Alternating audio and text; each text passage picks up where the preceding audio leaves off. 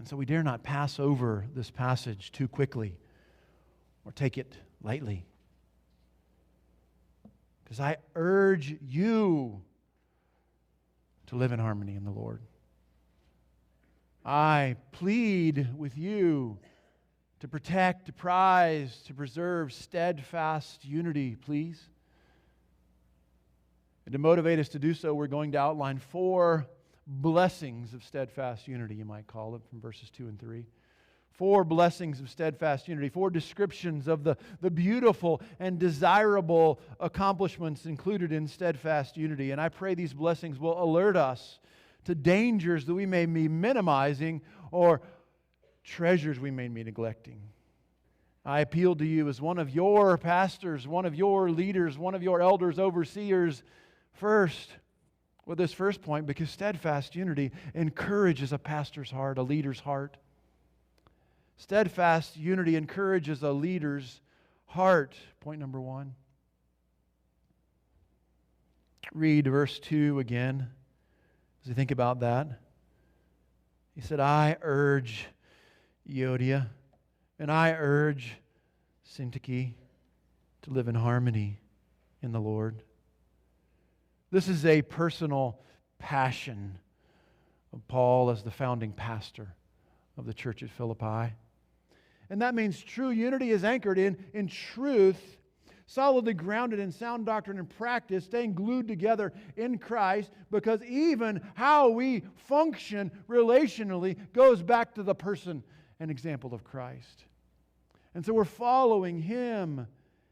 And this appeal that flows from that command to stand firm in the Lord, because it is the truth that brought us to the Lord, and we grow in the Lord. So we might then outline a second point in this way and say that steadfast unity exalts Christ as Lord. Steadfast unity, point number 2, exalts Christ as Lord. Steadfast unity, number 1, encourages a leader's heart. Number 2, exalts Christ as Lord. And it is steadfast, therefore, because it is anchored in truth in Christ. It's not like the ecumenical movements that come and go, that use terms like love but never define them. No, this is a mindset. This takes thought, and it's a relationship that is submitted to Jesus as Lord that produces then thoughtful relational response to Him and to other Christians. And so Philippians 4:2, you need to know, repeats the language of Philippians 2:2.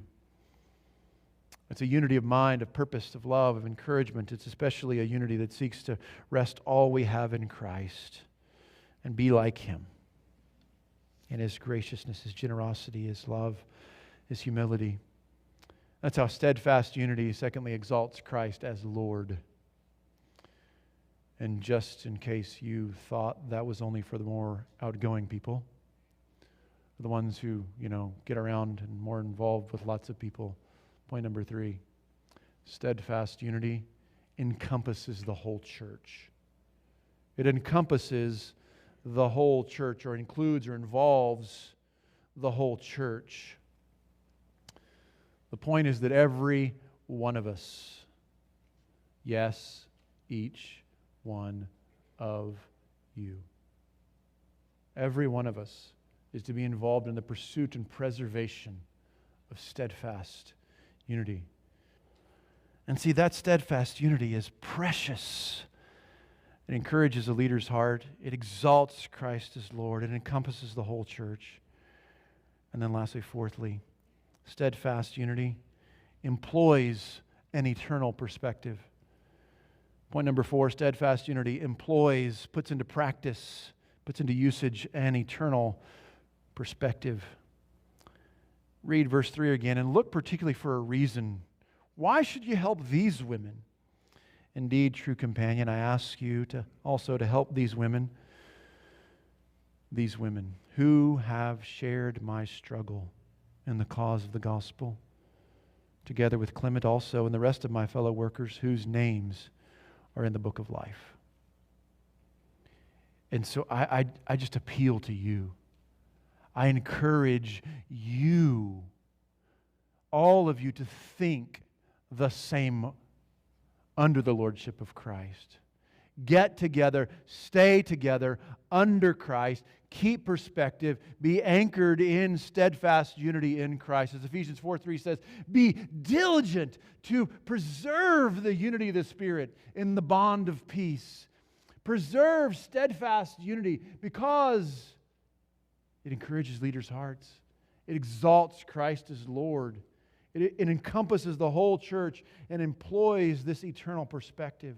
We have so much to be thankful for as a church, just as the Philippians did when Paul wrote to them. And we do not want to let petty squabbles attack us, minor issues divide us. We have plenty of opposition from the world. We do not need any opposition from within against leaders or one another. We want to be the blessed peacemakers that Jesus called for in Matthew 5 and verse 9.